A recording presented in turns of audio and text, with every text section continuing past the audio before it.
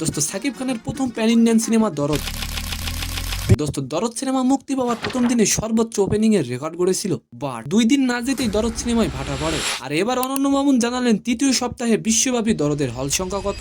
And second নিউজটি থাকবে দোস্ত শুধু নামে নাই আর্থিক সমৃদ্ধিতেও তিনি বাচ্চা শাহরুখ। দোস্ত এবছরের পরিসংখ্যান বলছে বাচ্চা শাহরুখের কাছে নেহাতি চুনোপুটি বিরাট কোহলি।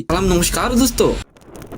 15ই নভেম্বর 2024 ছাত্র জনতার অভ্যুত্থানের পর বড় পরিসরে মুক্তি পায় দরদ সিনেমাটি। দেশের মোট 84টি প্রেক্ষাগৃহে মুক্তি পায় সাকিবের দরদ। গত ঈদে মুক্তি পাওয়া তুফান মুভিটি প্রথম দিনে 29,61,000 টাকার টিকিট বিক্রি করে। এবছর মুক্তি পাওয়া রাজকুমার সিনেমাটির টিকিট বিক্রি হয়েছিল 12 লাখ টাকার বেশি। 2024 সালের সর্বোচ্চ ওপেনিং ডেতে টিকিট বিক্রির রেকর্ড করেছে দরদ সিনেমা। দরদ সিনেমাটি প্রথম দিনে 30,68,000 টাকার টিকিট বিক্রি করে।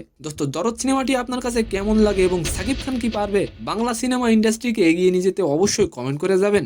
দরদ সিনেমাটি প্রথম দিনে রেকর্ড করলেও 2 দিন পর দর্শক করায় ভুগতে থাকে। অবশেষে পরিচালক অনন্য মামুন জানান তৃতীয় সপ্তাহে দরদের বিশ্বব্যাপী হলের সংখ্যা 128টি। প্রতিদিন মোট শো চলছে 483টি। দেশগুলো হলো বাংলাদেশ, ইউএসএ, ইউএই, ওমেন, মালদ্বীপ, অস্ট্রেলিয়া, নিউজিল্যান্ড এন্ড কানাডা। সেকেন্ড নিউজটি হলো কোহলিকে হেলায় হারালেন শাহরুখ। বাচ্চা শাহরুখের সামনে নেহাতি চুনোপুটি কোহলি। ফরচুন ইন্ডিয়ায় প্রকাশিত একটি প্রতিবেদনে বলা হয়েছে 2023-24 আর্থিক বর্ষে শাহরুখ মোট 92 কোটি টাকার আয়কর ইনকাম ট্যাক্স কেন্দ্রীয় সরকারকে প্রদান করেছেন। এই তালিকায় দ্বিতীয় স্থানে রয়েছেন তামিল অভিনেতা বিজয়, তিনি দিয়েছেন 80 কোটি টাকা। দেশের খেলোয়াড়দের মধ্যে সব থেকে বেশি আয়কর দিয়েছেন কোহলি মোট 66 কোটি টাকার আয়কর দিয়েছেন। এর থেকে বোঝা যায় বিরাট কোহলির চেয়ে আর্থিকভাবে শাহরুখ অনেক এগিয়ে আছেন।